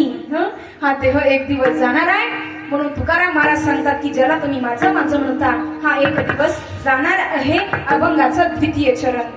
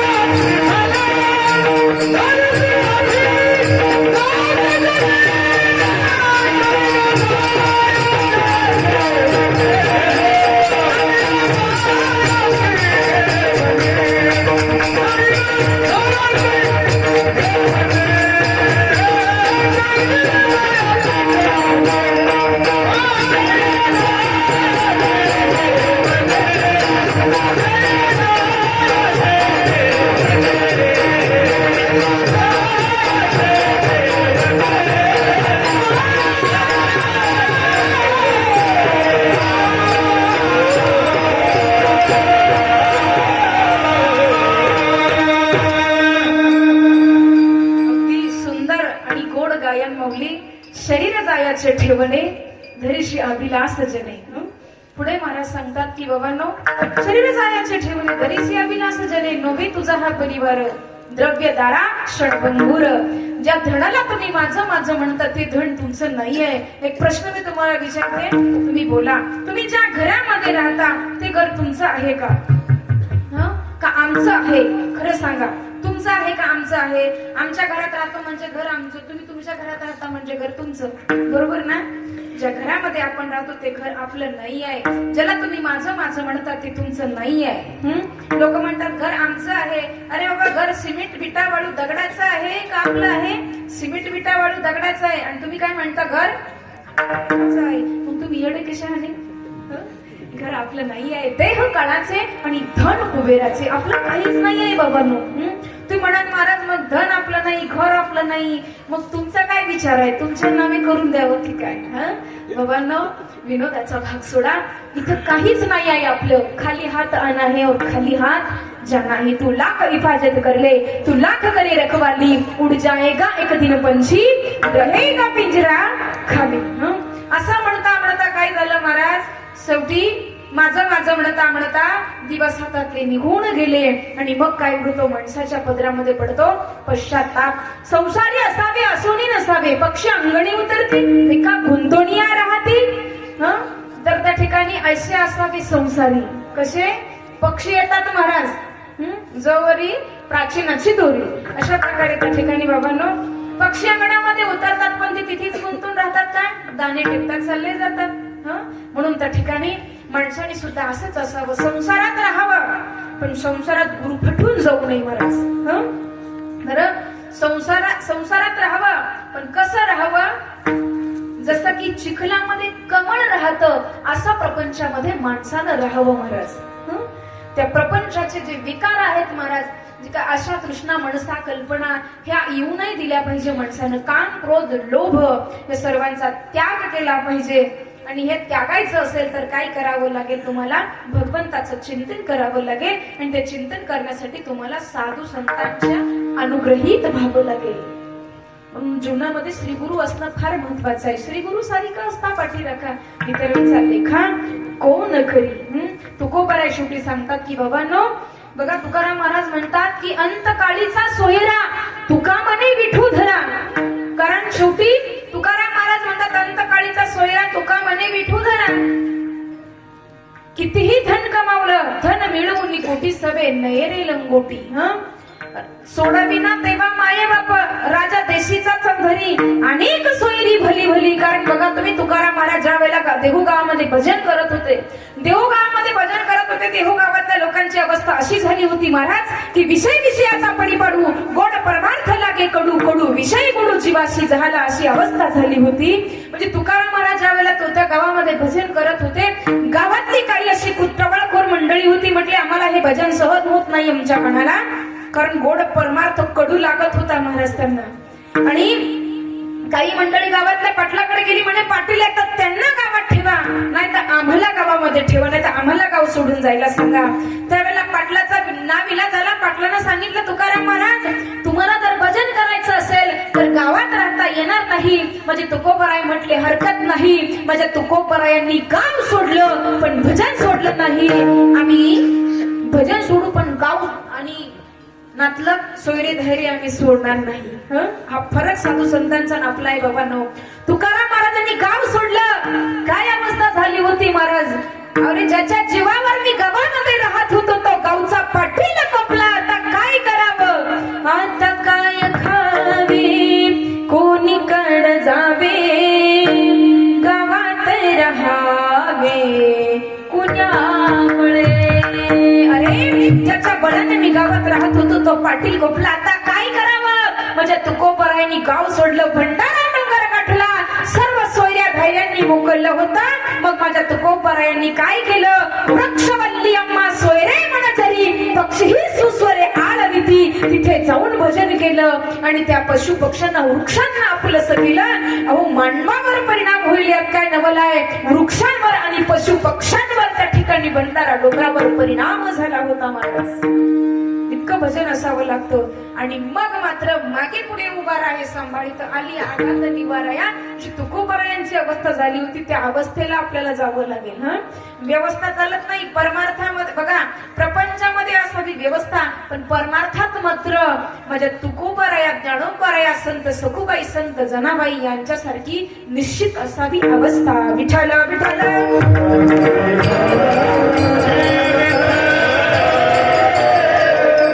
तुम्हाला वाटतं प्रपंचाचं आम्ही सुख भोगू, तुम्हाला सुख भेटणार नाही. तुमची अवस्था कशी झाली एक उदाहरण मी तुम्हाला सांगेल म्हणजे लक्षात येईल. बघा, मच्छीमार असतात. मच्छीमार काय करत असतो, तो जो गळ असतो मासे पकडायचा, त्या गळाला काय करतो महाराज, जे शिदळ असतं ना, ज्याला दवना म्हणतात, आपल्याकडे शिदळ म्हणतात, त्या शिदळाचे 2 तुकडे करतो. एक तुकडा त्या गळाला बांधतो आणि तो गळ असा पाण्यामध्ये सोडतो. कोण? मच्छीमार. तुमच्या लक्षात येतं ना, तुम्हाला भाषा समजते ना पण माझी. तर मग त्या ठिकाणी तो मच्छीमार काय करतो, तो अर्धा बांधलेला शिदळ, तो दवना असा पाण्यामध्ये सोडतो आणि पाण्यामध्ये सोडल्याच्या नंतर मासा काय करायला लागला, त्या दवण्याला गिळण्यासाठी, खाण्यासाठी मासा पुढे येऊ लागला. तर त्यावेळेला त्या दवण्यानं, त्या शिदळाने त्याला उपदेश केला. शिदळ त्याला काय म्हणतो आहे, मत आ मेरे लिए, मैं आधा हुआ हूँ तेरे लिए, अगर तू आएगा मेरे लिए तो बाहर खड़ा है तेरे लिए. अरे तू जर आला ना मला खाण्यासाठी तर तुलाही खाणारा बाहेर उभा आहे. तुम्ही प्रपंचामध्ये गुरफटलात ना, तुम्ही प्रपंचामध्ये सुख भोगण्याचा प्रयत्न करता, सुख तुम्हाला भेटणार नाही, पण दुःख मात्र समोर उभा आहे. आणि काळ देखील, काळ घडोघडी याची वाट पाहे, अजून किती आहे अवकाश. म्हणून त्या ठिकाणी इथे गुरफटत बसू नका. सार असणारा तो भगवान परमात्मा, अंतकाळीचा सोयरा कोण असेल तर तुकोबराय म्हणतात की तुका म्हणे विठू धरा, त्या भगवंताचं चिंतन करा. आणि त्याचं चिंतन केल्याच्या नंतर त्या ठिकाणी चिंता वाहणारा तो भगवान परमात्मा आहे. तुम्ही म्हणतात तुकोबरायांची चिंता वाहली का? एक उदाहरण मी आपल्या समोर ठेवेल म्हणजे लक्षात येईल. तुकोबरायांची चिंता तर वाहली, पण तुकोबरायांच्या परिवाराच्याही भगवंतानं चिंता वाहली. बघा, तुम्ही ज्या वेळेला तुकाराम महाराज भंडारा डोंगरावर भजन करायला जायचे, भंडारा डोंगरावर भजन करायला जायचे, तर त्यावेळेला काय होतं महाराज, तुकोबरायांच्या पत्नी एवढ्या एकनिष्ठ होत्या महाराज. माणसानं जीवनामध्ये एकनिष्ठ असावं महाराज, नाही का? तर त्या ठिकाणी धन्य धन्य पतिव्रता, तिची देवावरी सत्ता, महान पतिव्रता होत्या महाराज. तुकाराम महाराज भजनासाठी निघाले, भजनासाठी निघाल्याच्या नंतर त्या ठिकाणी पत्नी काय करत होती महाराज? तुकाराम महाराज भंडारा डोंगरावर गेल्याच्या नंतर पत्नी काय करायची? स्वयंपाक तयार झाला की त्या ठिकाणी लेकरं मागापुढे खेळायची आणि लेकरं खेळत खेळत त्या ठिकाणी बाईसाहेब निघायच्या महाराज. देहू गावाच्या गाव पर्यंत आल्या की परस मधून मोबाईल काढायच्या आणि कानाला लावायच्या की तुम्ही कुठे बसलेला आहात म्हणून. असा विषय नाही बाबांनो. म्हणजे त्यावेळेला मोबाईल होता का? कोणता मोबाईल होता? बघा तुम्ही, आज तुम्ही मोबाईलचे जर 10 अंक दाबले आणि हिरवं बटन दाबलं, हिरवं बटनच दाबलं नाही आणि फोन जर कानाला लावला तर फोन लागल का? रिंग जाईल का? नाही जाणार. मग माझ्या जिजाबाई काय करायच्या? 5 ज्ञानेंद्रिये आणि 5 कर्मेंद्रिये आणि 11वं मन. कारण अर्जुना, तू म्हण हेची करी माझी हे भजनी प्रेम धरी. आणि 11वं मनाचं बटन दाबून झाल्याच्या नंतर आपण जसा फोन कानाला लावतो तसे आमच्या जिजाबाई 5 ज्ञानेंद्रिय 5 कर्मेंद्रिय ताब्यामध्ये होते महाराज. आणि 11व्या मनाचं बटन दाबून झाल्याच्या नंतर तुम्ही जसा फोन कानाला लावता तसं आमच्या जिजाबाई कान जमिनीला लावायच्या. तर ज्या वाटेनं तुकाराम महाराज गेलेले असायचे त्या वाटेच्या मातीतनं विठ्ठल विठ्ठल रिंगटोन ऐकू येत होती. तरी काही आडव्या क्वालिटीची म्हणतील, मातीतून कुठं विठ्ठल रिंगटोन ऐकू येत होती का? अरे बाबांनो, केव्हा ऐकू आली? शांतीचा डिस्प्ले टाकला, वैराग्याची रेंज मिळू दिली, भक्तीची चार्जिंग केली आणि नामाचा बॅलन्स टाकला तर मातीत नाही विठ्ठल विठ्ठल रिंगटोन ध्वनी ऐकू आला होता. त्याच्यानंतर कळालं की आज माझे धणी माझे मालक याच रस्त्याने गेलेले असावे. त्या मातीच्या वाटेतनं वाटेतलं त्या मातीतनं विठ्ठल हा ध्वनी ऐकायला आला आणि जिजाबाई पुढे निघाल्या. पुढे निघाल्यावर काय झालं? भंडारा डोंगर, अर्धा डोंगर रस्ता पार झाला आणि अर्धा रस्ता राहिल्याच्या नंतर काय झालं महाराज? जिजाबाईंच्या पायामध्ये काटा मोडला होता महाराज. जिजाबाईच्या पायामध्ये काटा मोडल्याच्या नंतर त्या ठिकाणी काय अवस्था झाली? पायतळ पायात काटा घुसला महाराज. वरतून पायातून निघाला, बळबळ बळबळ रक्त वाहू लागलं, अतिशय वेदना पायाला होऊ लागल्या. पण ज्याचा सखा हरी त्यावरी विश्व कृपा करी. माझ्या प्राणप्रिय परमात्म्याला प्रश्न पडला होता, अरे माझ्या भक्ताची आणि माझ्या लेकराची पत्नी आहे, मला तिथे जावं लागेल. पण माझ्या पांडुरंग परमात्म्यानं काय केलं? गरुडाला सांगितलं, गरुडा आता बंद करा म्हणले सगळ्या पंढरपूरच्या वाट्यानं. आधी भंडारा डोंगर गाठा महाराज भंडारा डोंगरावर आले, असं गुराख्याचं लहान लेकराचं रूप धारण केलं होतं आणि त्या ठिकाणी आले. आणि त्या आई साहेब, मी काढतो ना तुमच्या पायातला काटा. आई साहेब म्हणतात, अरे बाळा फार वेदना होतात, फार मोठा काटा आहे रे, आर पार गेला बाळा, तुला कसा रे काढता येईल, तुला जमल का? बाळानं सांगितलं, अगं आई आजपर्यंत लई मोठमोठ्यांची काट काढली म्हणे, हा तर माझा डाव्या हातचा खेळ आहे. महाराज असा अलगात पाय धरला आणि हळूच काटा बाहेर काढला, तर माझ्या परमपित्या परमात्म्याच्या करकमलाचा स्पर्श झाल्याबरोबर रक्तस्राव बंद झाला आणि वेदनाही बंद झाल्या. महाराज कृपादृष्टी न्याहाळले. आणि मग मात्र जिजाबाई म्हणतात, बाळा किती सुंदर रे तू काठा काढलास, मला थोडी जाणीव झाली नाही. खरंच रे बाळा, नाव काय रे बाळा तुझं? त्यावेळेला महाराज नावही सांगितलं. आई माझं नाव का? माझं नाव आहे विठोबा पाटील. कोणत्या गावचा रे बाळा तू? आई सगळं सांगत बसू का तुला? काटा तर काढून घेतला, नावही विचारते, पत्ताही विचारते. त्यावेळेला महाराज सांग ना बाळा, पण तू कुठे राहतो? तर उत्तर दिलं महाराज, भीमा दिली एक वसविले नगर, नाव तयाचे पंढरपूर, आणि त्या पंढरपूरचा विठोबा पाटील आहे मी. त्यावेळेला जिजाबाईने सांगितलं, काय विठोबा पाटील, माझ्या मालकाला वेळ लावणारा तूच का? हो आई. थांब, तुझ्या पायावर दगड घालते. देव पुढे जिजाबाई पाठीमाग थांब. अरे 65 लाखाची जागिरी गेली, 400 एकर जमीन गेली, पुढचा गोळा न करता गेला, तेव्हा तुला दया नाही आली आणि आता मात्र त्या ठिकाणी आलास तू काटा काढण्यासाठी. महाराज भगवंत पुढे जिजाबाई पाठीमाग. बघा तुम्ही, जिजाबाईच्या पायातला काटा का काढला महाराज पांडुरंग परमात्म्यानं? कारण तुकोबरायांची भक्ती तशी होती आणि जिजाबाई सुद्धा अधिकारी स्त्री होत्या.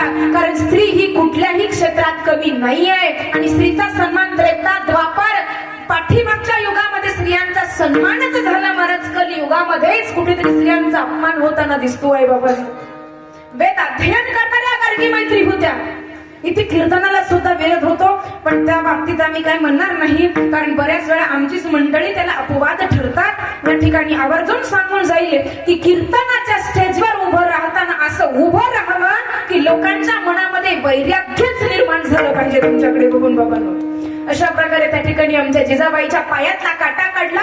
जिजाबाईंच्या पायातला का काढला काटा? तर जिजाबाईच्या अंगामध्ये नव्हता कुठलाही प्रकारचा ताठा. जिजाबाई जवळ होता पतीच्या सेवेचा साठा आणि मग जिजाबाई पतीच्या भजनाचा आणि पतीच्या सेवेचा होता साठा आणि मग जिजाबाईच्या पायात मोडला काटा. मग देवानी गरुडाला सांगितलं, गरुडा बंद करा आता सगळ्या पंढरपूरच्या वाटा, आधी भंडारा डोंगर गाठा. आणि मग देवानं भंडारा डोंगर गाठून जिजाबाईच्या पायातला काढला काटा. मग तुम्ही म्हणता जिजाबाईच्या पायातला काढला काटा, मग जिजाबाई देवाला प्रेमाने करते, देवा टाटा. तर त्यावेळेला महाराज तुम्ही म्हणता आमच्या पायातला काटा, आम्हाला कशाचा आला टाटा? तुम्हाला बी टाटा, तुमचा बी काढील काटा. पण तुम्ही काय करा, वारकऱ्यासाठी चपात्या लाटा. विठाला विठाला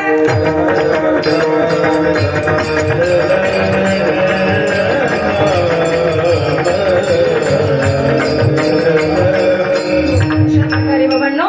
तर बघा, म्हणून तुकोबरायांना या सर्व गोष्टीची प्रचिती आली होती आणि म्हणून तुकोबरायांनी जीवाला उपदेश केला की बाबांनो, अंतकाळीचा सोयरा तुका म्हणे विठू धरा, पण तुमचा जास्त वेळ घेणार नाही. जास्त वेळ जर तुमचा घेतला, तुम्ही म्हणाल महाराज तुम्हाला कुठं संधी भेटती का नाही? हो का, आमचंच गाव भेटलं होतं, तुम्हाला एवढं वेळ बोलायला? कमी बोलावं तर परत म्हणतात महाराज काय टिपणं बसून आले होते का काय? चला विनोदाचा भाग सोडा, जास्त वेळ तुमचा घेणार नाही. रंगे रंगे श्री गंगे, काय भुरलासी पतंगे, शरीर जायाचे ठेवणे धरीसी अभिलाष जने, नव्हे तुझा हा परिवार द्रव्य दाराक्षण भंगूर, शरीर जायाचे ठेवणे धरीसी अभिलाष जने. अंत काळीचा सोयरा तुका म्हणे विठुधरा शरीर जायाचे ठेवणे धरीसी अविलास जनी मैबाप या अभंगावर जसं बोलता येईल तसं बोलण्याचा प्रयत्न केला. जर काही चुकीचं बोलली असेल तर मज पामर आहे काय थोरपण पायीची वाहन पायी बरी. आपल्या पायातली चप्पल तुटल्यानंतर आपण त्या चप्पलीची शिलाई करता. तसंच बोलता बोलता ही चप्पल कुठे तुटली चुकली असेल तर आपल्या जवळील क्षमारूपी धाग्याने या चप्पलीची शिलाई करा. सर्व ज्ञानी मुनी महाराज मंडळींनी उत्कृष्ट अशी साथ दिली. सर्वांना खूप असे धन्यवाद. या ठिकाणी जाता जाता सांगेल भगवंताची सेवा करा. आपलं काहीच नाही आहे. गीतेमध्ये भगवंत सांगतात की यदा आदित्य गतम तेजो जगत भासयते खिलम या चंद्रमसी यच्चाग्न तत्तेजो विद्धी मामकाम. सूर्याचा प्रकाश चंद्राचा प्रकाश सुद्धा हे सर्व भगवंताचंच आहे महाराज. आपलं काही आहे देता देव विता नेता नेता. म्हणून त्या ठिकाणी धर्म कार्य करा. देवाने जर त्या ठिकाणी तुम्हाला 24 तासाचा वेळ दिला तर त्यातला 1 तास वेळ तुम्ही हा भगवंताच्या नामस्मरणासाठी धर्म कार्यासाठी आणि भगवंताच्या कार्यासाठी हा दिलाच पाहिजे. त्याच्यानंतर भगवंतानं जर आपल्याला धन संपत्ती काही लोक म्हणतात सत्तामध्ये आम्ही 11,000ची पट्टी फाडली महाराज 11,000ची पावती फाडली. तुमचं आहेत काय तुम्ही त्यातच त्यांना देतो आहे आपण. आपलं काय आहे महाराज. म्हणून त्या ठिकाणी धर्म कार्यासाठी आपण देत चला. कारण देवाच्या कार्यासाठी जर 2 हातानं दिलं तर 1000 हातानं देणारा तो भगवान परमात्मा आहे. दान केलं पाहिजे माणसानं. बघा तुम्ही प्रपंचरूपी धरण आहे. या धरणामध्ये इतकं संपत्ती असेल इतकी संपत्ती असावी महाराज तुमच्या घरामध्ये इतकी संपत्ती असावी. मी तर सांगेल एवढी संपत्ती असावी की एकाच्या गळ्यामध्ये 50 तोळ्याचं लॉकेट असावं. एकेकाच्या घरात 5-5 किलो सोनं असावं. पण एवढं सगळं असताना त्याला कुठेतरी धर्मरूपी दरवाजा असला पाहिजे जेणेकरून त्याला कीड लागणार नाही आणि आपत्ती आल्याशिवाय राहणार नाही. बरोबर. म्हणून धर्म कार्य करा. आता मात्र जास्त वेळ तुमचा घेणार नाही. झालेली सेवा याच ठिकाणी थांबूया. बस भगवंताकडे जाता जाता एकच प्रार्थना करू. तुमचा हा चालत असलेला अखंड हरिनाम सप्ताह हा उत्तर असाच वाढत जावो आणि आकाशाला गगडाला गवस निघालो हीच प्रभूचरणी प्रार्थना करेल. आणि याच ठिकाणी वाणीला पूर्ण विराम देईल. विठोबा रोगमाई भजन होईल. सर्वांनी हाताने टाळी वाजवा. मुखाने नाम घ्या. जे टाळी वाजवणार नाही त्याला त्याच्या शेजाऱ्याची शपथ आहे. बघून घ्या शेजारी टाळी वाजवतो का नाही. विठोबा